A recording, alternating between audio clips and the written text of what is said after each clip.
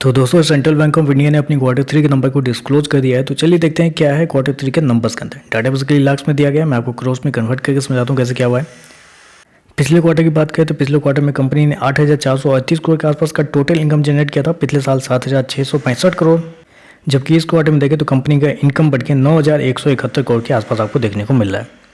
तो साल दर साल देखें तो साल दर साल कंपनी के रेवेन्यू के अंदर ऑलमोस्ट 20% के आसपास की तेजी आपको देखने को मिले। वहीं अगर क्वार्टर जाते हैं तो क्वार्टर भी 9% के आसपास का जंप आपको देखने को मिल रहा है। चलिए कंपनी का नेट इंटरेस्ट इनकम देख लेते हैं, क्योंकि मेन रेवेन्यू तो यहीं से जनरेट हो रहा है। पिछले क्वार्टर में 7,336 करोड़ के आसपास कंपनी ने जनरेट किए थे। पिछले साल 6,746 करोड़, अभी देखें तो बढ़ के 7,841 करोड़ के आसपास आपको देखने मिले। तो साल दर साल देखें तो साल दर साल कंपनी की जो नेट इंटरेस्ट इनकम है उसके अंदर एक बेहतरीन तेजी आपको देखने मिले। अप्रोक्सीमेटली 15% के आसपास का जंप है। वहीं अगर क्वार्टर जाते हैं तो क्वार्टर भी 7% के आसपास की तेजी है।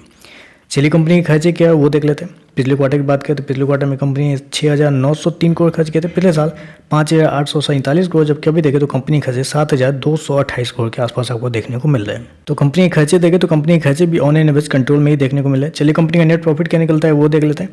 पिछले क्वार्टर की बात करें तो पिछले क्वार्टर में कंपनी का प्रॉफिट 621 करोड़ के आसपास था। पिछले साल 473 करोड़, अभी देखें तो बढ़ के 734 करोड़ के आसपास आपको देखने को मिला। तो साल दर साल देखें तो कंपनी का प्रॉफिट के अंदर एक बेहतरीन तेजी आपको देखने मिली। वहाँ अगर देखें तो अप्रोक्सीमेटली आप बोल सकते हैं 50% के आसपास का जंप आपको देखने को मिल रहा है।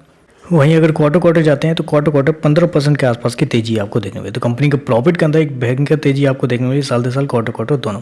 चलिए कंपनी का ईपीएस क्या है वो देख लेते हैं। पिछले क्वार्टर में 72 पैसे का ईपीएस था, पिछले साल 55 पैसे, अभी देखें तो 85 पैसे के आसपास है। तो कंपनी का ईपीएस भी देखें तो ईपीएस के अंदर एक अच्छी खासी तेजी आपको देखने को मिली है। चलिए कंपनी का नेट एनपीए ग्रॉस एनपीए क्या निकल के आता है वो देख लेते हैं।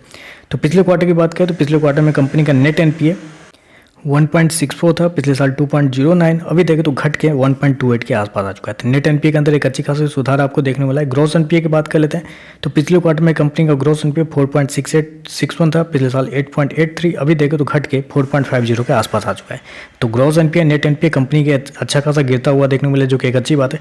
ओवरऑल देखें तो कंपनी के नंबर बहुत शानदार आपको देखने मिले। रेवेन्यू और प्रॉफिट दोनों देखें तो कंपनी के जो नंबर है बेहतरीन तरीके से बढ़ता हुआ देखने को मिला। तो चलिए बस आज के लिए बस इतना ही। वीडियो पसंद आए तो लाइक कीजिएगा, साथ में साथ चैनल को सब्सक्राइब जरूर कीजिएगा। धन्यवाद।